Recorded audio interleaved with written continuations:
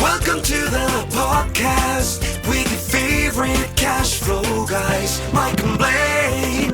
Giving you the best advice while having a beer. When you're running a business, there are problems every day. Let Mike and Blaine help you out and guide your way. Cheers to the good times with Mike and Blaine for business, beer, and BS. Hey, it's episode 113 of Mike and Blaine. I'm Mike Mylan, also known as Cashflow Mike. That is my partner and my friend, Blaine Birch of Dry Round. What's up, my man? Oh, I've been waiting all week for this. I got a beauty beer today too, so I'm excited about that. It's sunny here. It's just Friday. This is weird because we're usually Thursday, and it's like, man, after this, it's like weekend time. So that's pretty awesome. Dude, I got to tell you, I mean, it is my fault. I think I'm more likely. I think if you looked at both of us, I'm more likely to cancel a live than you are. What do you think? Yeah, you're doing a little more traveling than I have been for sure. So yeah, you're a little harder to schedule than me, I think. So, but that's good. You're busy, man. You're on planes. You're flying around. What a great week! I was just in. I went to Nashville, I went to Memphis, and I went to New Jersey. I just spent a week in. Well, because I missed you. I was supposed to go see you in Scottsdale, but I was in Phoenix and Tucson with the National Bank of Arizona, who, by the way, is one fantastic bank to work with. If you are part of a small business and you're looking for help from your bank, go talk to National Bank of Arizona if you're in that area. I'm telling you, they get you, right? They get you. Nice. Yeah. Nice. Good to hear. Yeah, I miss seeing you. So hopefully we'll cross paths in the next month or two. We'll be heading down your way or Scottsdale way in probably about a week-ish down the road. I do think that the bank has offered me one of their tickets to the golf tournament. Oh, nice. Yeah, right. That's so awesome. That's great incentive awesome. to come back in February. That's a real great incentive to come back. So, Hey, I got to tell you what. Let me tell you just a little bit about what happened right before this. It never happens. First of all, I had a crazy day. Friday's been back to back to back, so I did not make it to the store for a podcast beer. Didn't make it. But check this out. In between meetings, I text neighbor Pat, right? Text neighbor Pat, say, hey, you got anything for a podcast beer today? Nice. He said, I got you. So neighbor Pat came down, brought 2 beers. While neighbor Pat's sitting right here in my office next to me, Larry Weinstein's on a Zoom call with me. I had neighbor Pat, Larry Weinstein, 2 of our beer sponsors right here. And guess what happened, right? This is what happened. First of all, I got 2 of our biggest beer sponsors, 2 great friends, 2 great people sitting right here next to me. They came up with the topic today, not me, right? So I took the week off. And it was their topic, not mine. And Larry kind of promoted it a little bit because earlier on today I was in a webinar and Larry private messaged me during the webinar and said, hey, don't forget to tell her about the payment terms. meaning he was like helping me sell it, right? She's like, I think she's stuck on price a little bit. Sell her on payment terms. So that's where it came out. Today we're talking about, showing me the money, showing me where it's at, show me the money, getting paid, finding easy ways to do business. So that's our topic. And that came from our 2 biggest beer sponsors, Larry Weinstein and neighbor Pat. What do you think of that? That's it. That's beautiful. Thanks, guys. And I am going to mention, because we have an abundance of beer sponsors right now. So I'm going to mention our other beer sponsor, our number 3, Rachel Barnett from Gentle Frog. And I'm going to show which this beer I'm going to attribute right to Rachel. And before I go on, if you want to know how to use QuickBooks really well, you can learn from Rachel, and it's gentlefrog.com.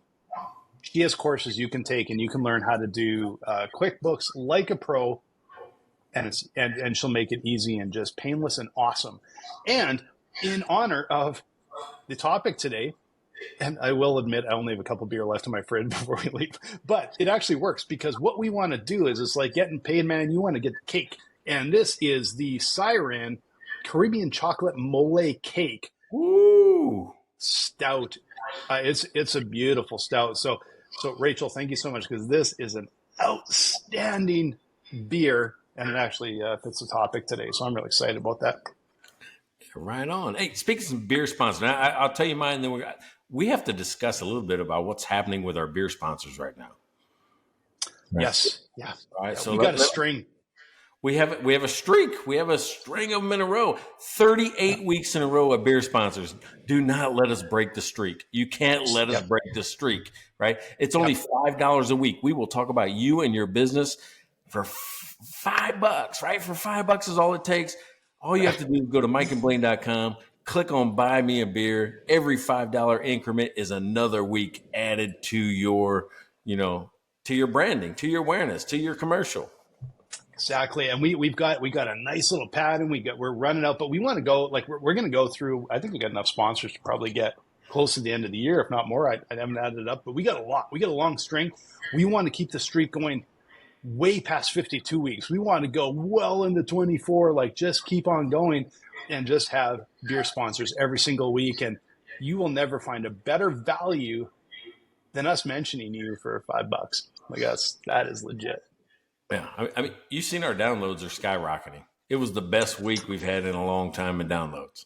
We're getting some good downloads. It's the fall. People want to talk business. They want to hear about us. They want, and we're getting good people watching us on like a whole bunch of platforms. Also on Facebook, LinkedIn, YouTube. We're on a bunch of them, and all the podcast networks. So make sure you subscribe. Make sure you subscribe so you don't miss one of our upcoming episodes. You can also listen to all of our past episodes, follow us, like us, share, comment, do all that kind of stuff. Get really involved, and also buy us a beer at mikeandblaine.com. There you go. All right, so you had the chocolate mole cake explosion, extravaganza, incident. I'm going to call it an incident. There's so much there. It's just like an incident that happened. But I'm telling you what, Pat not only bailed me out, I'm so sure he did not want to go to take this out of the fridge and give it to me. It is that special. It only happens limited edition once a year. Only time of year you can get it. You probably can't even get that many of it. I probably owe him. If I can find it tonight or tomorrow, I'll probably owe him back, right? But Voodoo Ranger, who I've had before, New Belgium brewery, right? They release each year an atomic pumpkin. Right?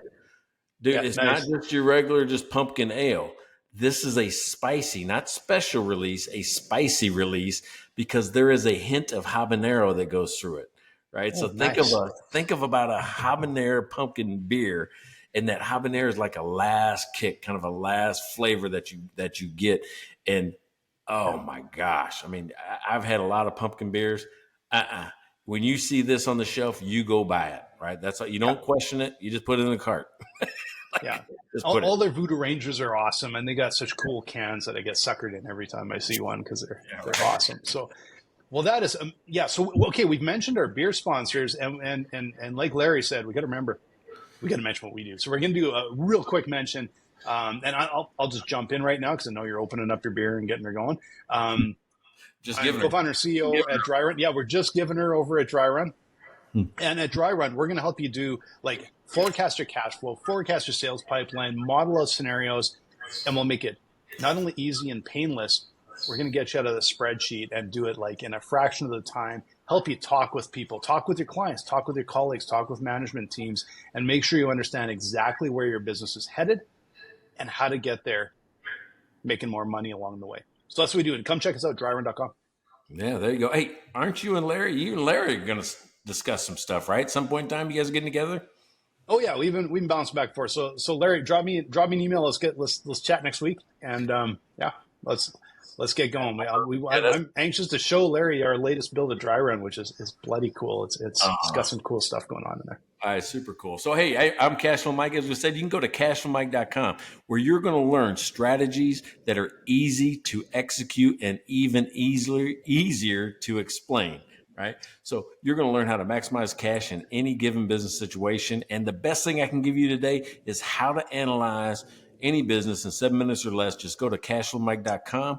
Right underneath the header video, it says stop, download your free book. There it is, right? You get the free book, 7-minute conversation that teaches you step by step how to analyze any business. So that's a free gift from me to you today. So I'm ready to talk about getting paid. What about you? Let's do it. Let's do it. In fact, I saw the topic today when you wrote it out. I have actually done like a document that think you can still download from our website, but we actually were talking about it last week that I should update that document, make sure it's up there. 21 ways of getting paid faster. We've had this around for years because it is such a big issue. In fact, I'm pretty sure there's a section in my book, Chronic Cash Flow, that talks about ways to get paid faster because it is such a chronic issue. It's such a problem. You need to have that money coming in. And like we've talked about before, like the majority of businesses that go out of business were profitable on paper when they failed because they couldn't get the cash coming in the door. So this is really topical for businesses right now. And it's hard to get people to part with their money right now, but you need cash coming in the door. All right. So let me ask you this. Who do you think wrote the episode description?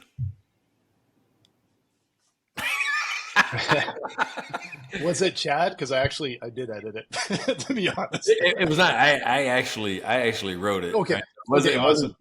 But that's what Larry told me to do. Hey, just use Chad. So I'm like, oh, Chad's terrible at it. Chad uses words like frictionless. You know? Yeah. No, I can't even say it properly. So it goes too far. We did look at it. I'm like, going, yeah, Chad doesn't know what he's talking about. So, so I wrote it. Okay, you edited it. Yep. That's just because we're a good team. Oh yeah, no, and I didn't think it was Chad, but I thought, well, just because you're bringing it up, it must be. But I thought maybe you found a way. But I just kind of like, I don't know. We're going back and forth. We do this right before the show because we want it to be topical. We want it to be today, and I tweaked it a tiny bit. And but it is such an important topic, and it's man, if you're a business out there, like I get it at your coffee shop, restaurant, whatever, people come in and they pay cash. That's awesome. But a lot of businesses out there send out the invoice and then sit there and wait. And man, I have been there before, and it's painful sitting there. I've done the lonely walk to the mailbox, hoping that 6-figure check was in there because I'm like, I got payroll and I got to pay. Yeah. And, you walk into the office with a big smile on your face, and then you're like, oh, man, I just better be there. And open up the little, stressful, absolutely stressful. I always try to tell people what was the inspiration for this, right? Like, because, we come up with a topic like right before, but there's always like an inspiration, something that happened or something that we're talking about. And it was the webinar I did at noon today. And, occasionally, because we run a business, we got to do a webinar where at the end, there's an ask, right? There's a, hey, by the way, if you want to do more of this for yourself, I have a course, and here's what the course cost.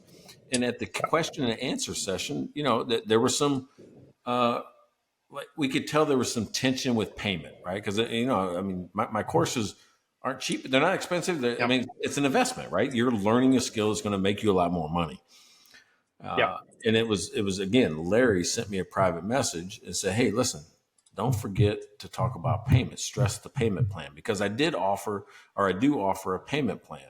So there's all these different options. And the reason I do the payment plan is because, hey, maybe $2,000-$3,000 up front is hard, but if we break it out over $100 or $200 here and there, well, it's a lot easier to swallow. And you're like, okay, well, I can wait and ease into it. I'm okay with that.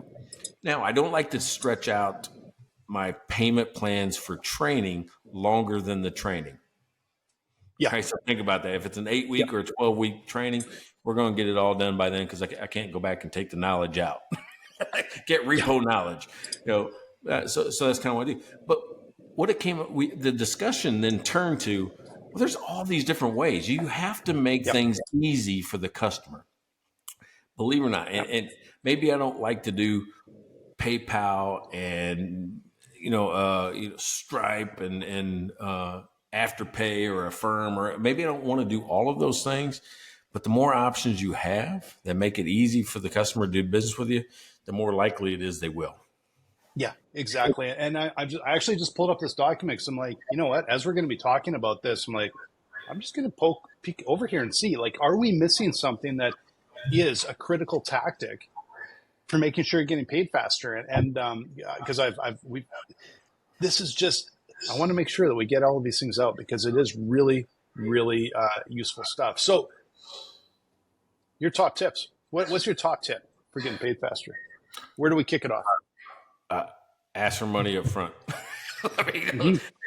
Right? I mean, if you want to get paid faster, I mean, just like with me, if I'm going to be your consultant, if I'm going to be your trainer, your coach, hey, incentivize me to give back, right? I mean, I try to get paid up front for those type of services. Some people don't. Some people are okay with waiting till the end, and I think that that's a recipe for A, your cash flow to be hurt, but B, for the person not to go, it wasn't worth it. Hopefully your product or program is worth it, but if it's not, they probably won't pay, and it's going to be hard to get it from them.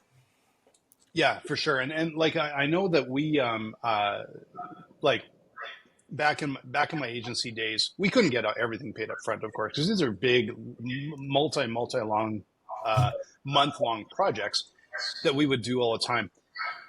But one of the number one ways, exactly what you're talking about, getting paid up front, one of the biggest things that we found is negotiating the terms of payments ahead of time. Now, what we would do is we wouldn't negotiate terms during the proposal stage. We would wait till we were awarded and we were getting this contract in. And then I knew they love us. They're going to use us. Mm-hmm. We're too far down the path for them to do anything else. Now let's start talking a little bit about negotiating terms. So that's when we would start to tweak and look at, how do we make sure that our money's coming in the door? And one of the biggest ones was we would make sure we had an upfront payment. Now, we couldn't get everything up front, and sometimes that actually is dangerous in itself. You want to have those progress payments that are kind of phase by phase going along. But we would make sure we have money up front to cover any hard costs, guaranteed. If we're out of pocket for contractors, for goods, anything else, we want that money because we're committed to pay that money. So that was the number one thing, get that money up front. But then make sure you negotiate the rest of those terms that make sense for you. Like make sure that you're getting in enough phases, like you're getting paid. You're not waiting all the way to the end. It's like, we got 50 up front, and then 6 months later, hopefully they'll pay us the other 50%. Do it bite size. Do it in a number of phases. So you start to see, you can see the warning signs. If someone doesn't really want to pay you as you're moving along, you'll pick it up way sooner than when you have like half your bill sort of sitting there outstanding. Oh, easily. Yeah, exactly. I mean, but even the landscaper, even the people that are doing business, they're getting something up front, even if it's just to cover materials, right? And I think that's a less bite out of your pocket in case they default on the rest of it. So, a dumb story popped in my head, because we're talking about like getting paid up front. Now you tip in Canada, right? You tip typically when.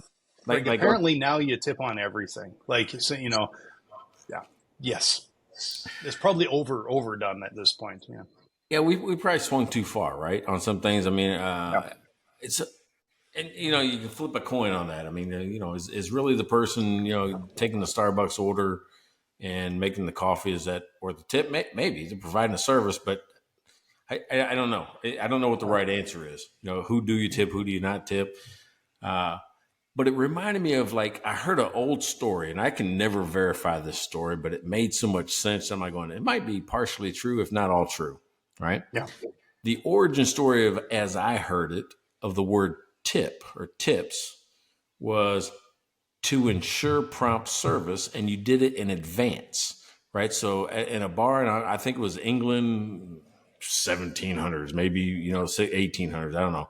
But you would go up to the bar, and you would pay up front and with the tip, and the tip would incentivize the bartender to serve you before others, right? That were at the bar. It was an advance. And I practice that, and like, we'll go on vacation, and I'll give, a tip up front to make sure they come back to my spot, and come back to find me at the pool or anything like that.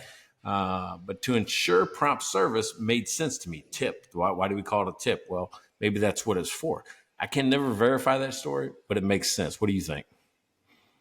Yeah, I've a great time. I've done that. I've literally done that at the hockey games. Like, you go down, they got at least in Edmonton here, you got the giant bar there, and you kind of go and you nudge in at the end of the bar and just kind of make sure they can see you got a good pile of cash in your hand, and then they come up and you tip them really well on that first set of drinks, and they'll find you. They'll make sure they find you, but that's not what it is anymore. Like, that's the rarity. Like, you see that every once in a while, but mostly it's just sort of almost as customary at the end of whether the service was good, bad, completely irrelevant. You're just kind of well, how much would you like to tip? Well, you didn't. I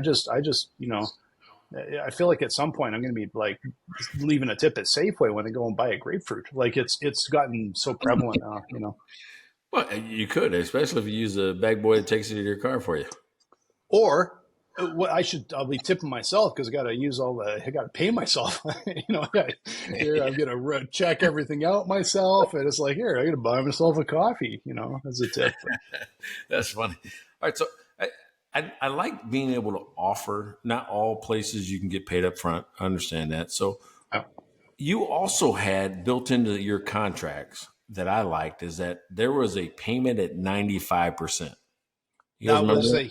That was a huge one. I'm glad you brought that one up. This is okay, guys. Listen out there. This might sound weird to you, but this was what we kind of came up with 2009, 2010, coming out of the recession and cash was tight.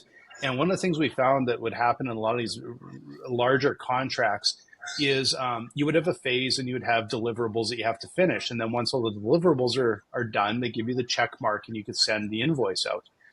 And there was always these bloody delays on silly little things. Like you've built, it's almost like if you were, building a house and it's like, you pay after you pour the concrete. And it was like, but you didn't put your initials in the concrete. Like some just tiny, tiny weird little things, right? And so what I did is I started to negotiate in with my customers that we could build them at 95% completion up to the final deliverable. And I'm going to mention the final deliverable right after this because it's easily just as important. It sounds weird, but it took out those little insignificant, like I was waiting for the photographer to be able to take a picture of the CEO who's now traveling overseas or some dumb thing like that. But to our client, what I would say to them, because a lot of times they were kind of like middle management that was in charge of a project, they could always report to the people above them, it's ticking along right on time because it doesn't look delayed then. And that was my kind of excuse. Never had anyone actually complain after I would present it that way. But the other thing I want to mention, the final payment was also the other massive pain. So you'd be like, paid, fine, paid, paid. You get to that final payment and suddenly they kind of get lax and they kind of forget about you and they don't want to pay you. So what we did is we made a minute final payment. And the way I sold it to them is like, hey, just in case after we deliver, there's some little tweak you need.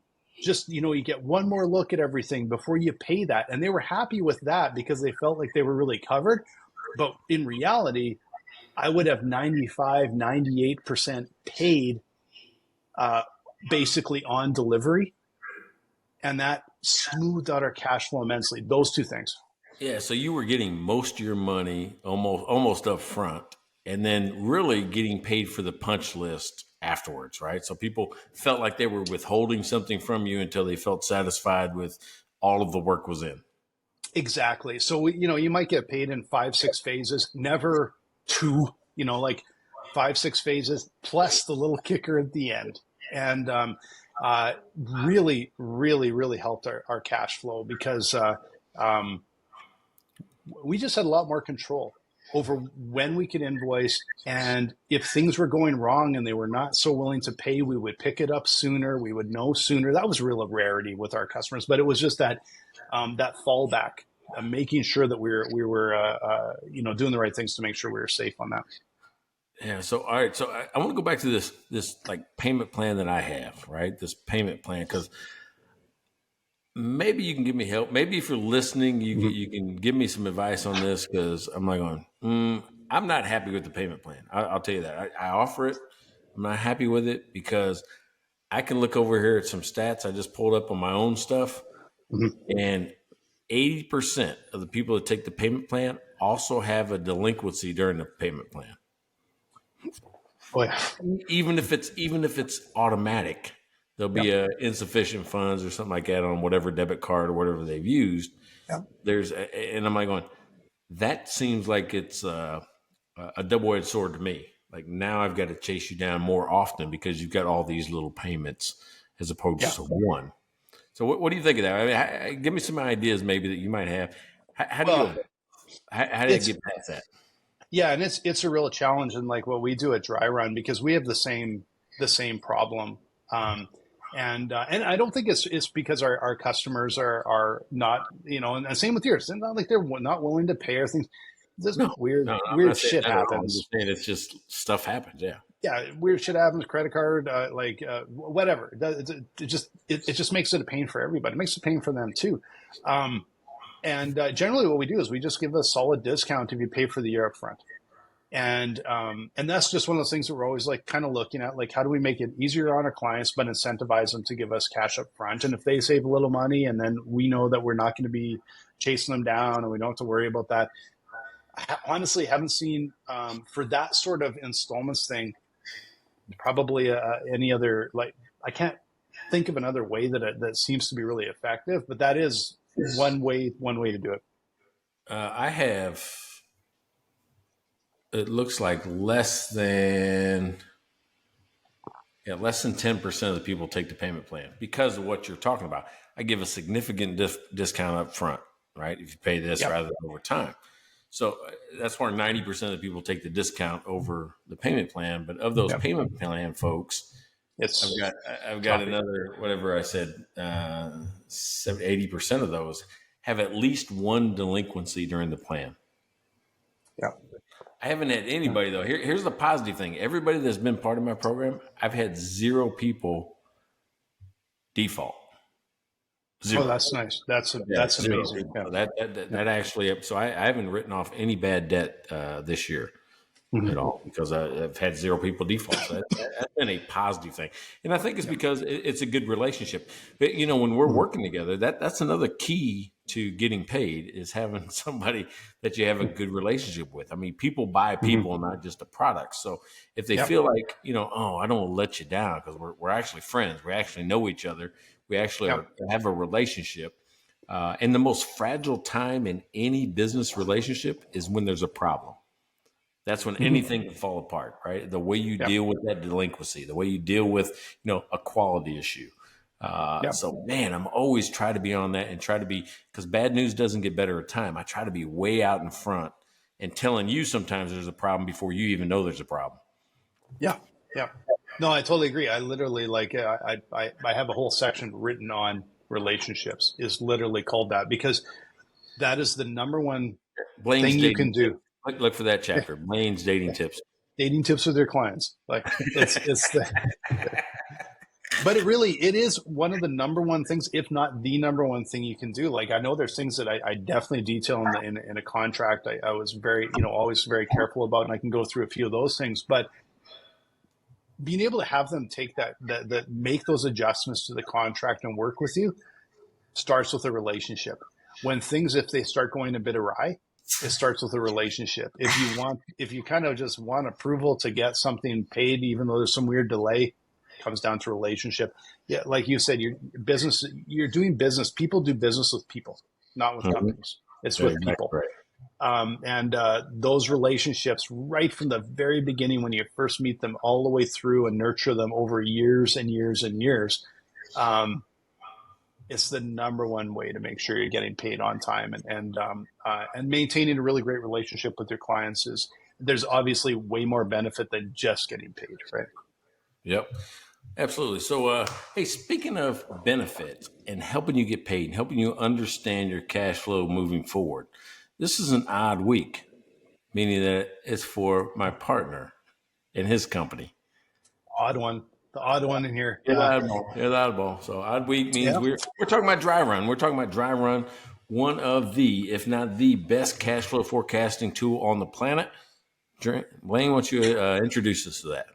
Yeah, and you know what we do really well is when things get complicated, we can really pick up the ball and run with it. So when you need that control, when you're doing all of these projections in the spreadsheet and you have 50 tabs and you're dealing with multiple locations and multi-currencies and all these crazy things, we help with that. And there's a few things Dry Run does that's really different from anybody else. One of the things, as we realized, is your sales pipeline today is tomorrow's cash flow.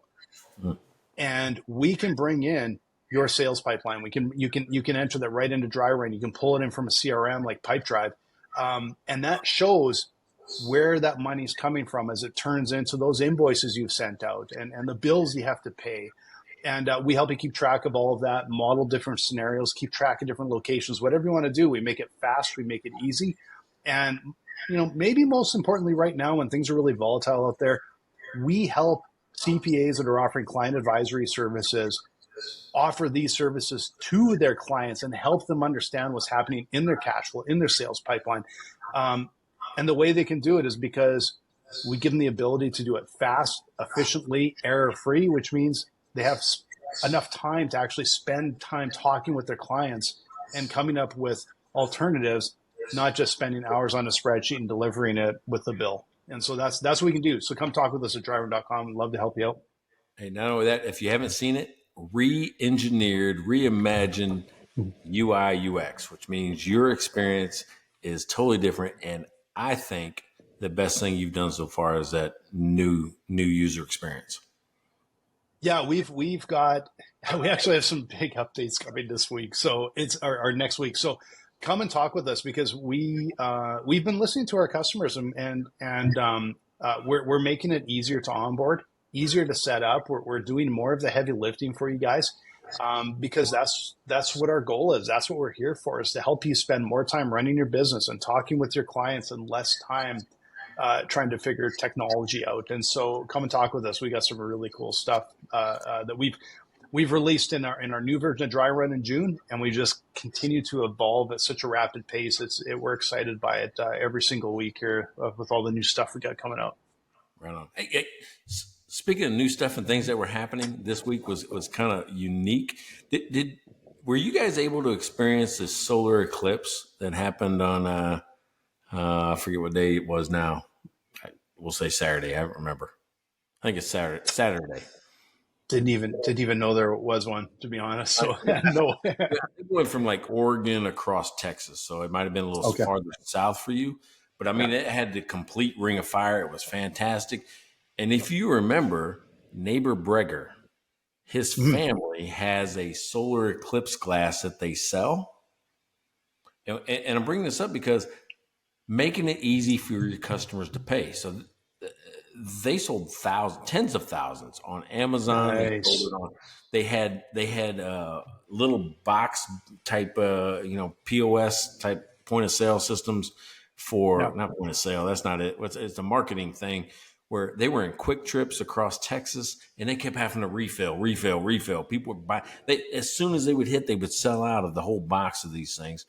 They're like $5 or $10 a piece, something like that. But when you make it easy to pay, like Quick Trip, when they put them on there, all the Quick trips are connected, and it was just how many we sell, and they cut them a check, for all of them around the state. That makes it easy to be paid. Breger just had some in his. I bet he sold 100 of them at the football game last week, just in the stands. In the stands, just people sitting around. He just kind of happened on, but he made it so easy. Oh, you got cash? I'll take cash. You got Venmo? I'll take Venmo. And people are just buying them, sitting around them. I mean, be that type of person, be the type of business that makes it easy for me to buy what you have. That's what Amazon you've seen is amazing at that. Like how, you can one click to buy like books that go right into your Amazon account so you can read them. You can. How many things now on Amazon are subscriptions? So you buy something like like coffee or coffee filters or dog food. We get our soap dog food or whatever. Yeah. So you sign up for a subscription. It just keeps coming to your house and piling up in your cupboards. So I'm not sure how great it is, but it makes it easy, right? Hey, the subscription doesn't. It actually looks at your buying habit and your behavior and says, oh, they go through this about every 2 weeks. Right now, we get a notification that says, hey, it should be about time for you to order dog food based on your buying habits. So it's getting smarter, right? They can notice how often you buy it and kind of notify you with a reminder. Or if it's on a subscription, it'll just be shipped out based on that set time. Set time. I got to talk about, because I've been talking about, my experiences with bigger business, government agencies, and how you build and get paid for all that. But I want to talk about a customer that we had years ago in Dry Run. I remember talking with them, and one of the biggest issues was a plumbing company. And what we saw with them is they would, there's a few issues they had, but one of them was getting paid. When they were doing commercial work, they would leave an invoice, and the invoices were generally getting paid. Where they were having trouble is they were using a commercial process with residential customers. And so they would go to a house and it's like, yeah, I don't know, like you're replacing a toilet or you're unclogging something or doing whatever. And they would walk out and leave and they wouldn't leave an invoice. They would walk out, take their number. This is the problem. One of the problems they had. Their staff didn't really have a good system for documenting what they actually did. And so they would be talking with the staff weeks later and saying, hey, what did you do at the Davis place? Oh, I don't know. I think I replaced a widget and a doohickey. And then they were sending out an invoice to a residential homeowner on memory. Yeah. And then hoping that they'll pay. And then they get something in the mail and they're like, oh, what a pain in the ass. What am I going to send a check? And I got to find an envelope and a stamp, which meant they were having real troubles getting paid. But they were doing this it just keeps getting worse. They're doing this at the end of the month. All their invoicing. And they would take like an entire day to do their invoicing because they were doing their invoicing in spreadsheets too. And so you're kind of going, okay, move to QBO. Your invoicing is fast. That's for commercial. But the big change is when your staff goes to a residential place, you got your phone with the little swipe thing and they record, this is what I did. They charge them right there. They swipe their credit card.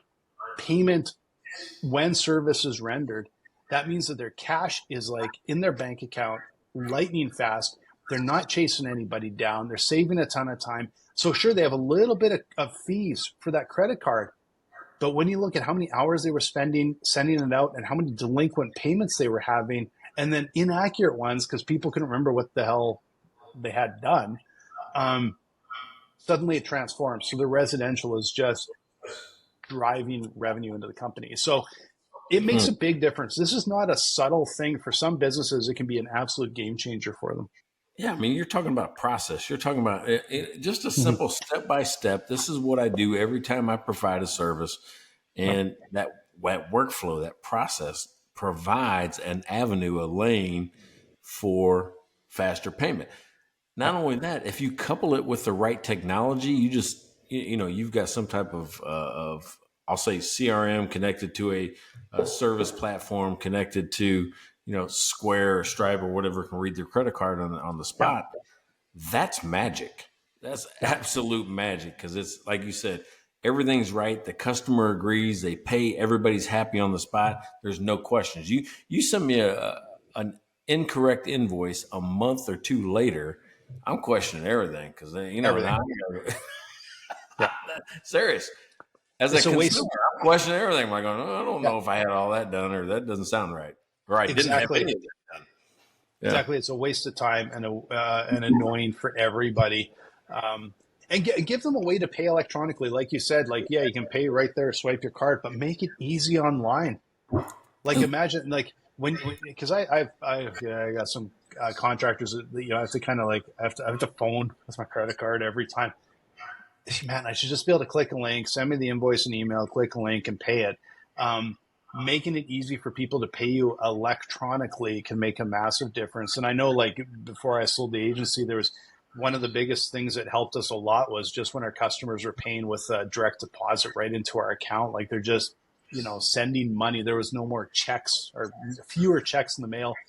Maybe that isn't even a thing right now, but I suspect it still is a little more than you'd like. Yeah, have you seen that new product? It's not new. It's probably been around for a few years, but it's called Afterpay. It's like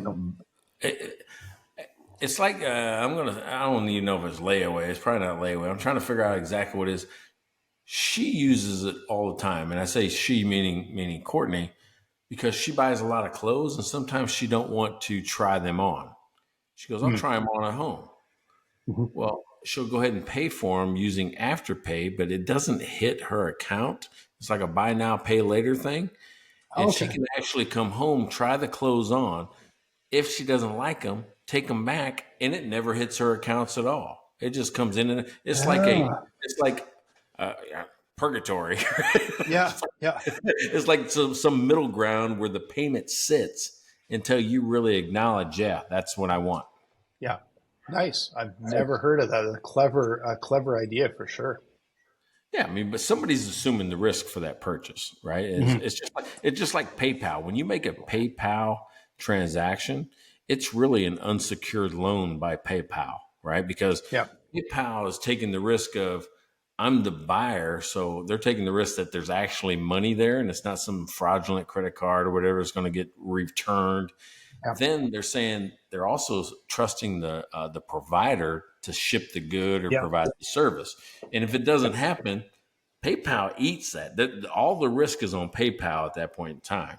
yeah, For that loan, for that transaction. So I'm yeah. assuming that's what's happening with Afterpay as well. It's similar to that, but an elongated period. Yeah. Well, and depending on when the credit card statement like flips over new year, it's the same sort of thing. Even with a credit card, that you have it on there, but it really doesn't exit your account until you pay your bill. So they are extending credit and giving you time, um, but it's way less like Yeah, but if I do a easy credit hard to card, track stuff. if I do a credit card transaction today, I see it, in the next day or two, at least pending transaction on my Pending. credit card. This Yeah, yeah, Afterpay, it doesn't hit your bank account, it doesn't hit your credit card. I call it purgatory because it's like going, it's not anywhere right now. yeah, It's just like out in the open. It's like out in the world. yeah. Okay, I'm gonna bring some. Okay, here's where the BS kicks in because I got to tell a little story, and it's I don't know if it's BS or just bitching, but I gotta tell you. I gotta tell you. Remind me right after that story when you said I got to tell a story. I got to talk about Texas A&M. So go ahead. What do you got? Okay, so yours will probably be less annoying than mine. My story was okay. So I found out that the deadbolt on our front door is super sticky from the outside. You can barely get the key to work, and I didn't really realize this because we don't come through that door very often. And so I'm like, well, okay, we got to go change the deadbolt. So I rush over to the hardware store, not naming any names. Got a big orange sign. That's a Yeah. hardware store to you? Yep. I thought True Value, you were mentioning something else. Oh no, it's Home Depot. It's that orange. Okay, and I am calling you guys out because I'm still chapped about this. So I go and I just buy a deadbolt, and I get it home, and I take the deadbolt out of the door that we have, and so now I got a hole in the door. You can see right through the outside. And the door's open. It's cold. Wind's blowing in, and I go to open the package, and I'm like, oh, this isn't good. Because I could tell that the package, the little things that were sealed had been popped, and it was held together by a little piece of tape. Yeah. But I looked at them like, well, it looks really good. Like maybe they just popped because it looked all organized and everything, right? So I take it out and I look and I'm like, it looks fine. And it's one of these things where you can key it to your own key, right? So I just got to pop it in, key it to my own key, and I'm good to go. So I install the entire thing into the door, and then I go to key it. And what you do is you take the key that comes with it, and you turn it 90 degrees. You put in the little master key, and then you pull it out, and you put in your, and you just rekey it. It takes you like 30 seconds. And I put in the key that came with it, and I go to turn it, and it doesn't turn. And I immediately knew Why it was returned. somebody returned it because either it didn't work that time, or what I think is more likely is they rekeyed it to their own key. And then returned it, and there's no way I can now use this thing. Yeah, so you can only rekey it once, which means if I had a master key, I couldn't go around to people's houses and rekey other people's houses. No, like you can do it more than once, but the door basically the lock has to be unlocked, and you have to use the existing key, and then you can rekey it. So there is like security that way. So they could have keyed it back, but they didn't. They just returned it, not working. Or there's some chance that it actually was like a manufacturer problem, but I suspect it wasn't. And so now I had to take the entire thing out. I had to reinstall the old one and then drive all the way back. And the fact is, they should not be putting something back on the shelf that's been returned. It should be on the little table that says, hey, 10% off. It's been returned. Because then you know that, okay, I'm getting something that's been returned and I'm going to be a little bit less annoyed, but I probably got a little discount to do it. Yeah. But they didn't do that. And so now I have to go, I have to return this thing and exchange it. Now I have another one upstairs. And guess what I have to do tomorrow is now install this one and hope that it works. Although this one I checked, I'm like pulling on the seals and I'm like, oh, this is good. But boy, was I not happy with that whole thing. But the worst part is no one cares. Like they don't care. They're not doing anything for you. They're just like, yeah, get out of here. Yeah. So you're braver than I, because if I see it's been popped or open, there's tape on it, I'm like, I'm not getting that one. I would. There is zero chance I would have brought it home if I saw that tape. But it looked good, and it was just I got to say they did a nice job of the taping because there's nice clear tape right over the edge, the top like that. I did not notice it until I was opening up the package and went, that didn't pop. And then I looked and went, uh-oh, there's a little tape there. They did a real nice job. I didn't pick it up. And because I'm usually same thing. If I had any idea that this had been opened, there's no way I'm taking it home. So, yeah. But I thought it'd be fine. I don't even buy dented cans of vegetables or anything. I don't want that either. Yeah. No. Not me either. Now, I can drop a beer and I'll just put it in the fridge for a little bit and then I'll go back and drink that one, though. All right. That's a good excuse to make sure you're drinking your beer. So when you said, hey, I got a story for you, I don't know what, I had like a flashback. So Courtney went to Texas A&M. All right. So Texas A&M is known for their Corps of Cadets. They got one of the largest ROTC programs in the country. Right. Okay. And there's a lot of tradition surrounding Texas A&M. They don't have like traditional cheerleading squads. What they have is more of the 1920s, 30s, what they call yell leaders, right? It's like 4 or 5 guys that, megaphones, what you see from like what you think in the 50s or the 40s or, the early 1900s. Yeah. And it's been a tradition carried on, but what they do is they have these cheers, but they have all these signals, right? So the yell leaders give signals and the whole crowd knows what to say next, right? Based on the signals or whatever the cheer is going to be. Well, it goes one step further than that. Part of the tradition is before game day, they've got this thing called midnight yell. Right. Okay. And what midnight yell is that you go to the football stadium or a designated area and you practice. It's called yell practice.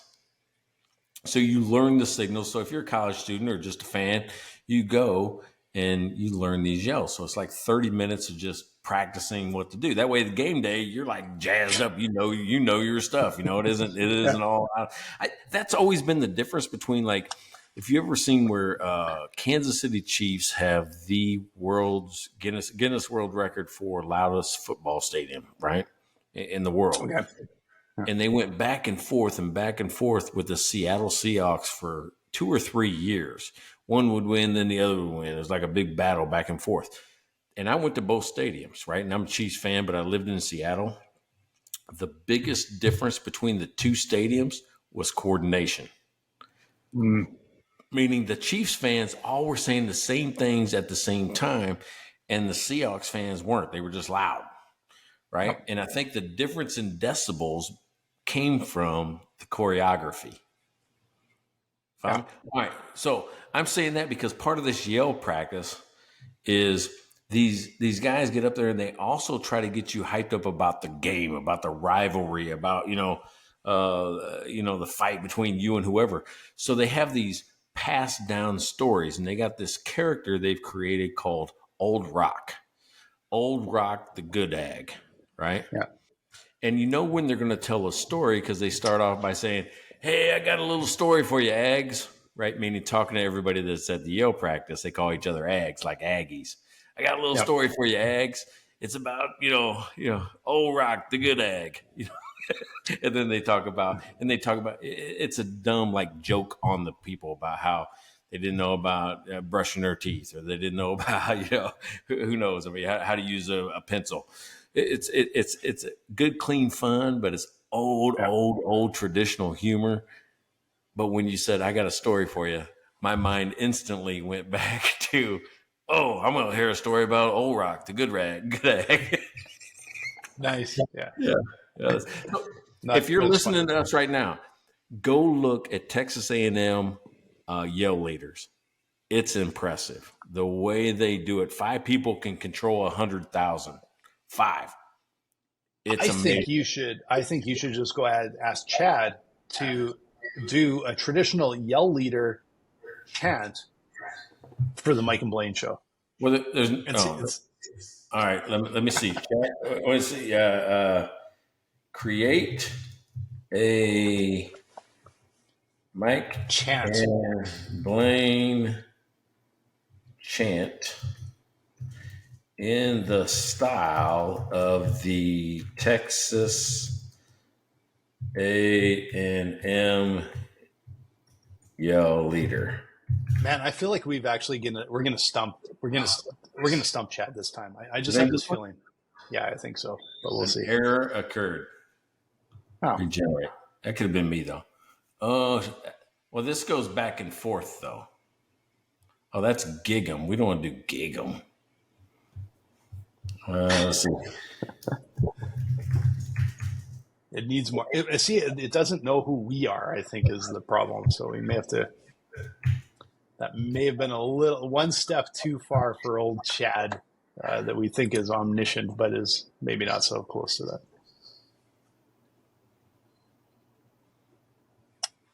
that. What do you got? Okay. Well, you want me to just go with it? Go with it. Yeah, but this one's like back and forth, back and forth. You want me to do that? Yeah, let's change your voice. Okay, ready? Yeah, do it. Yeah, let's do it. Here it is. I got to do like this. What's going to be our thing? Oh, this is our signal, right? This is our new chant signal because that's what we do at the beginning of the show during the thing. Oh, yeah. All right. We'll just do that. Mike and Blaine show. Mike and Blaine show. They're here to steal the flow with humor and insight. Together we're dynamite.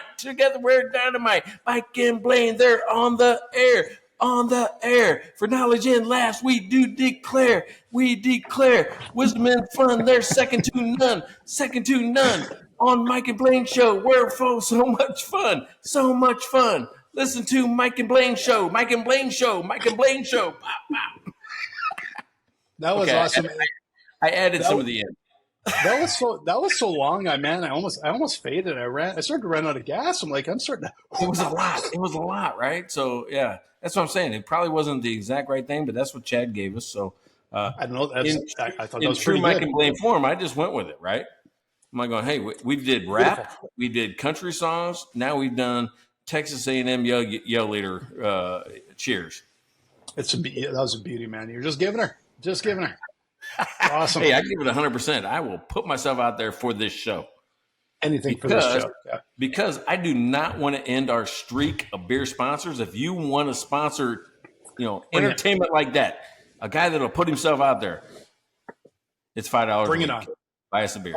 $5 a week. MikeandBlaine.com. You can also find like a connection to our episodes there, so you can check us out on YouTube, Facebook, LinkedIn. Check us out like Spotify, Apple Podcasts, all of them. Just follow us, subscribe, make sure you catch every episode. I'm assuming we're getting close to the end of the show because this is it. We're already here. All right, beauty. Yeah. Speaking of getting paid easily, it just takes a credit card. Done. $5. Done.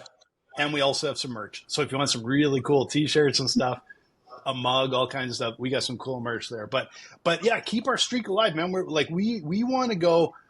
I'm not going to say 52 weeks. I think we want to go 104 weeks with a beer sponsor. Just keep her going. I bet they can't do it.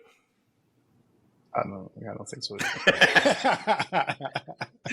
Hey, I'm Mike Milan. That is Blaine Birch. This is episode 113 in the books. We are closing in on season 3. That's our next milestone. We'll be hitting into season 4. If you missed any of them, if you missed any of the other 2.5 seasons, go back and check us out. You'll see how much better we've gotten. I think I'm even better looking than I was in episode 2. What do you think? Oh yeah. Well, you're not showing off that beautiful head of hair, but yeah, man, you're good to go. Another good one in the books. Hey, happy Friday to you. Looking forward to it, and we'll see you soon. Check out their website at mikeandblaine.com. Then subscribe to the podcast and buy these guys a beer.